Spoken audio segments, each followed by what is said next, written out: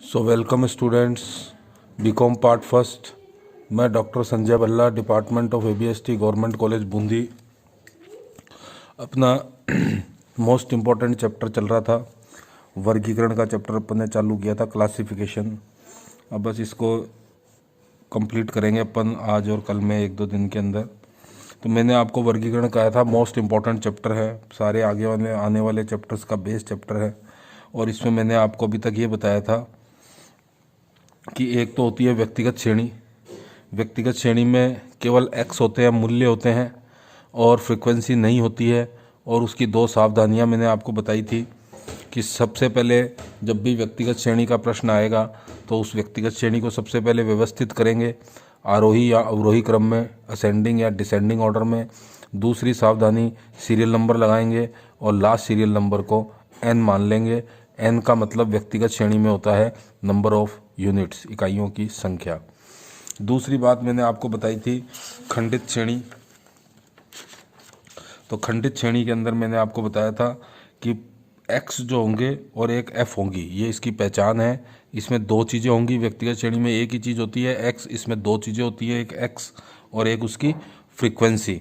और x के अंतर्गत जो अंतर होता है वो प्राय करके अंतर निश्चित मात्रा में भिन्न होते हैं। ये आपको इसकी पहचान बताई थी कि व्यक्तिगत खंडित श्रेणी के अंदर जो x का मूल्य होगा वो निश्चित मात्रा में एक दूसरे से भिन्न होगा, ये इसकी पहचान है। एक निश्चित दूरी होती है। और फ्रीक्वेंसी के टोटल को क्या कहेंगे, n कहेंगे। उसके बाद अपनी बात चल रही थी तीसरी श्रेणी की, अखंडित या सतत श्रेणी, जिसको अपन कहते हैं कंटिन्यूस सीरीज। इसकी पहचान तो सबसे ज़्यादा आसान है, क्योंकि इसमें क्या चीज़ होगी, वर्ग होंगे। वर्ग को क्या कहते हैं, क्लास।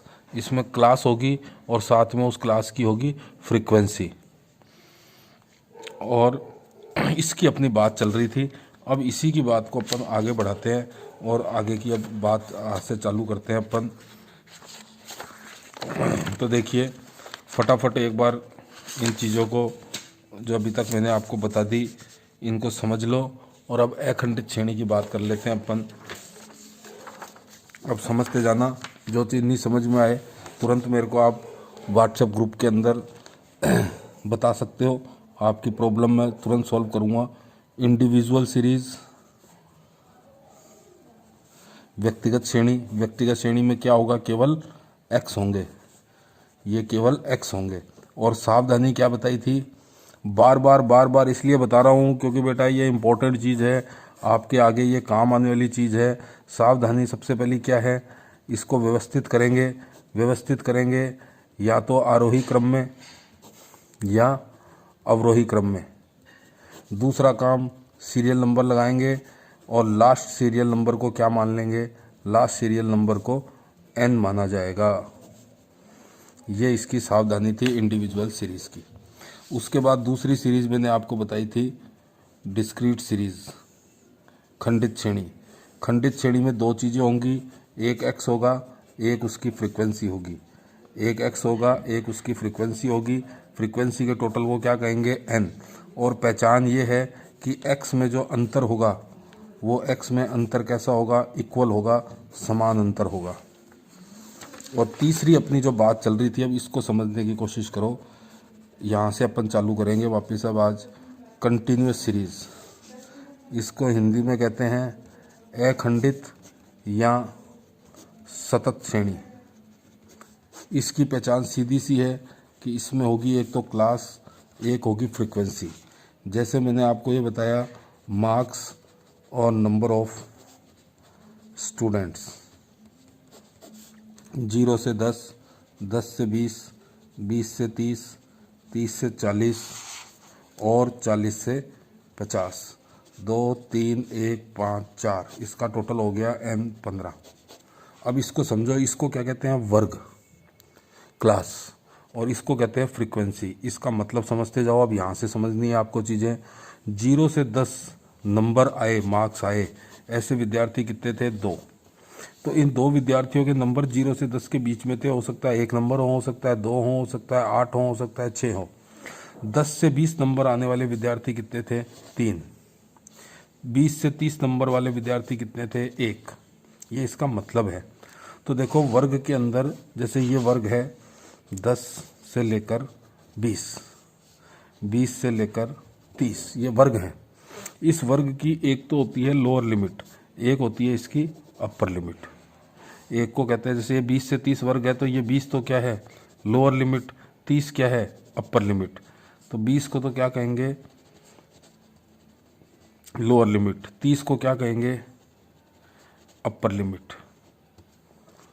समझ में आ रही है ये बात, ध्यान रखनी है हमेशा के लिए। वर्ग की दो सीमाएं होती हैं। Every class has to limits, one is lower limit, another is upper limit. तो इसको तो अपन कहते हैं निम्न सीमा, हिंदी के अंदर इसको कहेंगे निम्न सीमा, इसको कहेंगे उच्च सीमा अपर लिमिट, इसको कहेंगे निम्न सीमा लोअर लिमिट। अधर सीमा भी लिखा होता है किसी किसी किताब के अंदर, अधर सीमा। अब स्टैटिस्टिक्स के अंदर इसको कैसे कहते हैं वो समझ लो। स्टैटिस्टिक्स में इसको कहते हैं L1, इसको कहते हैं L2। Capital L1 capital L2 भी लिख सकते हैं, स्मॉल L1 स्मॉल L2 भी लिख सकते हैं। क्लियर हो गई ये बात, अच्छी तरीके से बोलो आप लोगों के। एक L1 होती है, एक L2 होती है। L1 का मतलब लोअर लिमिट, L2 का मतलब अपर लिमिट। अब एक चीज़ और समझो इसके अंतर्गत, तो देखो अब यहाँ से समझते भी जाओ। वर्ग सीमाएं, क्लास लिमिट्स, जिन दो मूल्यों के द्वारा किसी वर्ग का विस्तार निर्धारित होता है उसे वर्ग सीमाएं कहते हैं। पहली सीमा को अधर सीमा या निम्न सीमा लोअर लिमिट L1 और दूसरी सीमा को उच्च सीमा अपर लिमिट L2 कहते हैं। ये एक नंबर में भी पूछ लेता है सवाल, वर्ग सीमाओं से आप क्या समझते हैं, what do you mean by class limits. तो जिन दो मूल्यों के द्वारा किसी वर्ग का विस्तार निर्धारित होता है उसे वर्ग सीमाएं कहते हैं। अब एक चीज़ और समझो, अब नेक्स्ट चीज़ समझो, वर्ग विस्तार, इसको अंग्रेजी में कहते हैं क्लास इंटरवल। और इसको इंडिकेट किससे करते हैं, इसको इंडिकेट करते हैं आई से। जैसे ये वर्ग है 10 से 20, तो 10 तो है लोअर लिमिट, 20 क्या है बोलो अपर लिमिट। और इन दोनों लिमिट्स के बीच में अंतर कितने का है उसको कहते हैं वर्ग का विस्तार, क्लास का इंटरवल। इन दोनों के बीच में अंतर कितना है, 10 और 20 के बीच में कितने का अंतर है, 10 का। तो I इजिकल टू हो गया 10। जैसे ये वर्ग आ गया 5 से 15, तो इसका I कितना है बोलो, 5 और 15 के बीच में कितने का अंतर है, 5 और 15 के बीच में I कितना है 10। मान लो ये वर्ग आ गया 5 से 25, ये वर्ग है, ये लोअर लिमिट ये अपर लिमिट, तो I कितना हो गया बोलो 20। समझ में आ रही है बात। मान लो ये वर्ग आ गया 5 से लेकर 20 तक का वर्ग, तो ये लोअर लिमिट ये अपर लिमिट, तो इनकी आई कितनी हो गई, इसकी आई हो गई, इन दोनों में अंतर कितने का है, 5 और 20 में कितने का अंतर है, 15 का। तो आई निकालने का फार्मूला क्या हो गया, आई निकालने का फार्मूला हो गया L2 माइनस L1। 20 में से 10 घटाए आई कितनी आ गई 10, 25 में से 5 माइनस करे आई कितनी आ गई 20, 20 में से 5 माइनस करे आई कितनी आ गई 15। इसको कहते हैं क्लास इंटरवल आई। अब हर चैप्टर के अंदर आगे आई का यूज़ करेंगे तो आपको क्लियर होना चाहिए आई का मतलब क्या है, क्लास इंटरवल। अब ये एक नंबर का सवाल पूछ लेंगे आपसे एग्ज़ाम में, क्लास इंटरवल से आप क्या समझते हैं, वर्ग विस्तार क्या होता है। तो इसके डेफिनेशन भी समझनी है आपको। किसी वर्ग की उच्च सीमा एवं निम्न सीमा, उच्च सीमा L2 निम्न सीमा L1 के अंतर को वर्ग विस्तार कहा जाता है। बहुत इजी है। आई किसे कहा जाता है, L2 और L1 के डिफरेंस को, उच्च सीमा और निम्न सीमा के अंतर को उस वर्ग का वर्ग विस्तार कहा जाता है। इसके संकेताक्षर आई के द्वारा प्रकट करते हैं। I equal to L2 minus L1। बहुत सिंपल सी परिभाषा है, सिंपल सा अर्थ है, जो आप जानते हो उसी को अपने शब्दों में लिखना है। I equal to L2 minus L1। अब एक चीज़ आगे समझिए, मध्य बिंदु या मध्य मूल्य, मिड वैल्यू या मिड पॉइंट। चलो इसको क्लियर करो अब अच्छी तरीके से। दो नाम है इसके, एक नाम तो है मिड वैल्यू, एक नाम है मिड पॉइंट। इसको तो हिंदी में कहते हैं मध्य मूल्य, वैल्यू का मतलब मूल्य, और इसको कहते हैं मध्य, पॉइंट का मतलब बिंदु। मध्य मूल्य भी कहते हैं, मध्य बिंदु भी कहते हैं, मिड वैल्यू भी कह सकते हैं, मिड पॉइंट भी कह सकते हैं। अब ये क्या होता है इसको समझ लो अच्छी तरीके से। मान लो ये वर्ग है 10 से लेकर 20 तक का वर्ग। तो 10 क्या है, 10 तो है लोअर लिमिट, 20 क्या है अपर लिमिट, और आई कितना है इसका, आई है 20 माइनस 10 इज इक्वल टू 10। ये यहाँ तक की बात तो अपने को पता है, ये लोअर लिमिट है, ये अपर लिमिट है, और इन दोनों का आई कितना है 10। अब मिड वैल्यू को अपन शॉर्ट में लिख देते हैं M V, mid value. Mid value का मतलब होता है इस वर्ग के बिल्कुल बीच में जो पॉइंट आता है, इसके नाम से यह मध्य बिंदु, मध्य मूल्य, तो वर्ग के बीच में जो बिंदु आता है उसे मिड पॉइंट कहते हैं या मिड वैल्यू कहते हैं। तो 10 और 20 के बिल्कुल बीच में कितना आता है 15, तो मिड वैल्यू कितनी हो गई 10 और 20 की 15। मान लो ये वर्ग आ गया 5 से लेकर 25 का वर्ग, तो ये लोअर लिमिट, ये अपर लिमिट, आई कितनी हो गई इसकी 25 माइनस 5 इज इक्वल टू 20। यहाँ तक तो पता ही है अपने को। अब इसकी मिड वैल्यू बोलो कितनी होगी, 5 और 25 के बीच में बोलो कितना पॉइंट है। यहाँ तो आपने तुरंत बता दिया 15 है, बीच में कितना मूल्य आ रहा है 15 आ रहा है, लेकिन 5 और 25 के बीच में कितना आ रहा है, बिल्कुल बीच में। तो 5 और 25 के भी बिल्कुल बीच में कौन सा मूल्य आएगा, 15 ही आएगा। कैसे आएगा 15, तो इसका देखो फार्मूला समझ लो। इसका फार्मूला है L1 प्लस L2 बटा 2। तो 5 और 25 को जोड़ा तो 5 प्लस 25 बटा 2, तो 25 और 5 30, 30 में 2 से डिवाइड करा 15। इसकी निकाल के देख लो इसी फार्मूले से।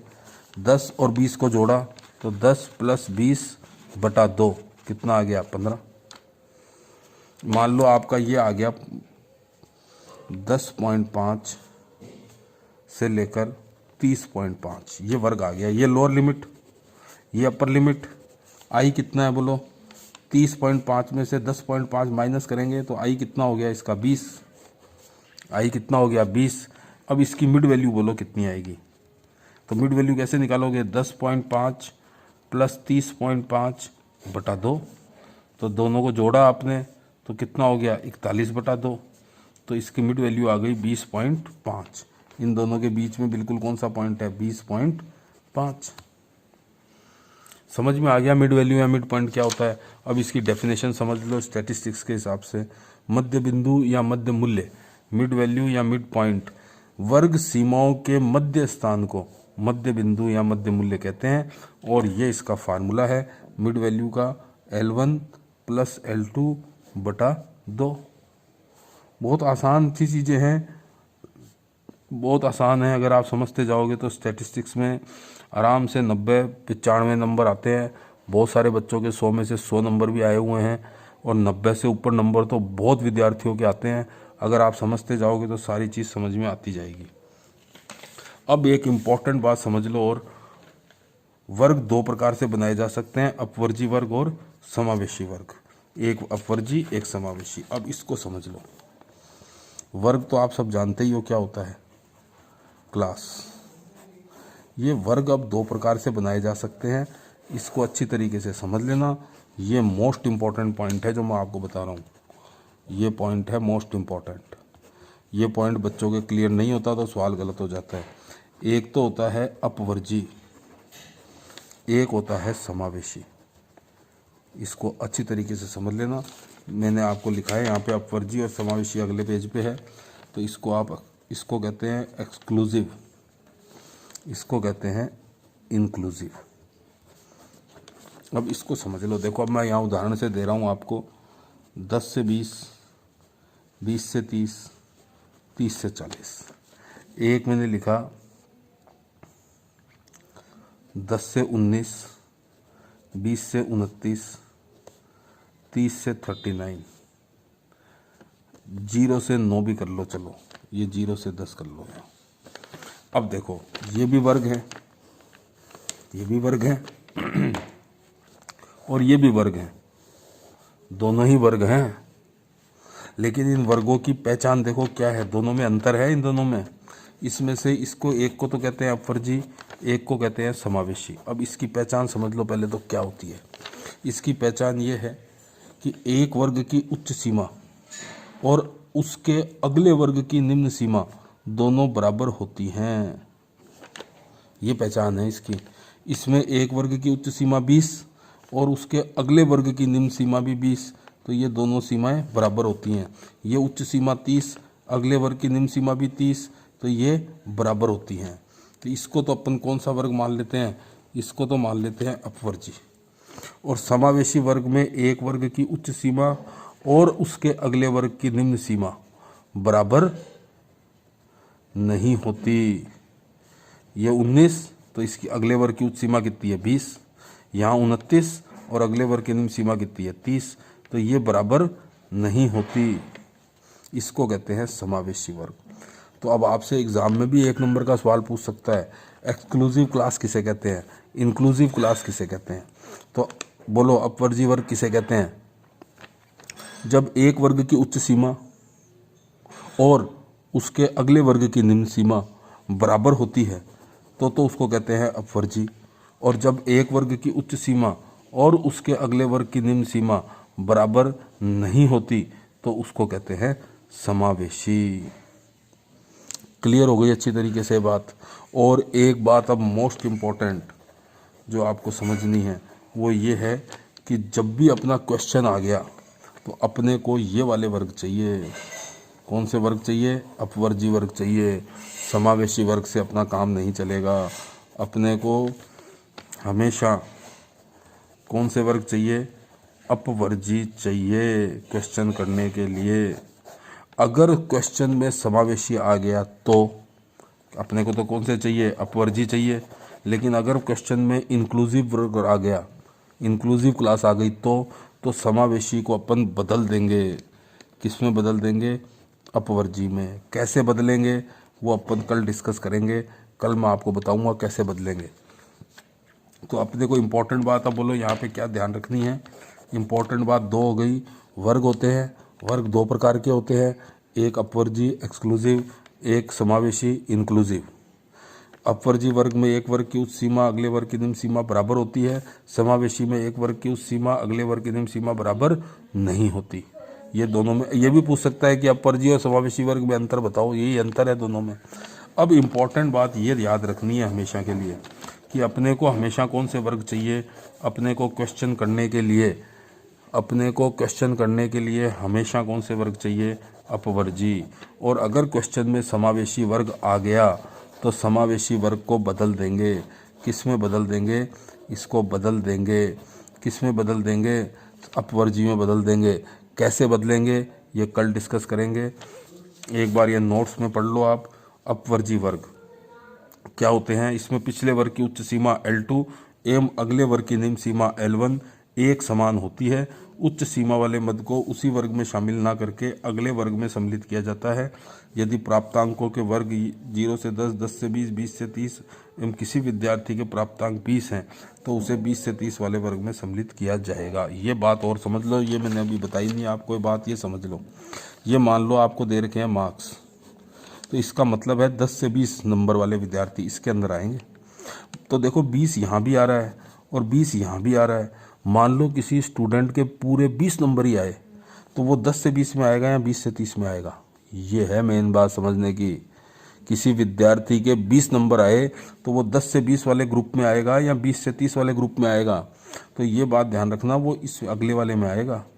10 से 20 का वैसे मतलब होता है 10 से लेकर 19.99, 10 नंबर से लेकर 19.99 नंबर वाले विद्यार्थी तो इसके सामने आ जाएंगे। और अगर किसी विद्यार्थी के पूरे 20 नंबर ही आए तो वो इसमें नहीं आएगा 20, वो 20 किस में आएगा, इसमें आएगा। क्लियर हो गई ये बात अच्छी तरीके से। इसमें ये लव चक्कर ही नहीं पड़ता क्योंकि इसमें तो 0 से 9 है, तो 0 से 9 तक के तो इसमें आएंगे और 10 वाला इसमें आएगा। तो इसमें दोनों लिमिट बराबर होती है ना, यहाँ 30 यहाँ भी 30। अब मान लो किसी विद्यार्थी के 30 नंबर आए तो वो किस में आएगा, 30 नंबर वाला इसमें आएगा, इस 30 में नहीं आएगा, अगले वाले 30 में आएगा। क्लियर हो गई ये बात अच्छी तरीके से। इसके अगला वाला पॉइंट समावेशी वर्ग। इसमें प्रत्येक वर्ग की ऊपरी सीमा और उसके अगले वर्ग की निचली सीमा या निम्न सीमा बराबर नहीं होती बल्कि उनमें अंतर होता है। इसमें वर्ग की उच्च सीमा और निम्न सीमा के बराबर मूल्य उसी वर्ग में सम्मिलित किए जाते हैं। और फिर अगला पॉइंट मैंने बताया समावेशी वर्गों को अपवर्जी वर्गों में बदलना। अगर समावेशी वर्ग आ गया क्वेश्चन में एग्जाम में तो उसको अपने को सबसे पहले चेंज करना पड़ेगा। किस में चेंज करना पड़ेगा? अपवर्जी में। ये बात मैंने यहाँ पर आपको बता दी कि मोस्ट इम्पॉर्टेंट पॉइंट है, ये इम्पॉर्टेंट पॉइंट है कि हमेशा अपने को कौन से वर्ग चाहिए? अपवर्जी। यदि समावेशी वर्ग आ गए प्रश्न में तो उसे अपवर्जी में बदल देंगे। कैसे बदलेंगे वो अपन कल डिस्कस करेंगे। और फिर अगर मिड वैल्यू आ गई तो मिड वैल्यू से वर्ग बना देंगे, वो भी अपन कल डिस्कस करेंगे। Thank you very much.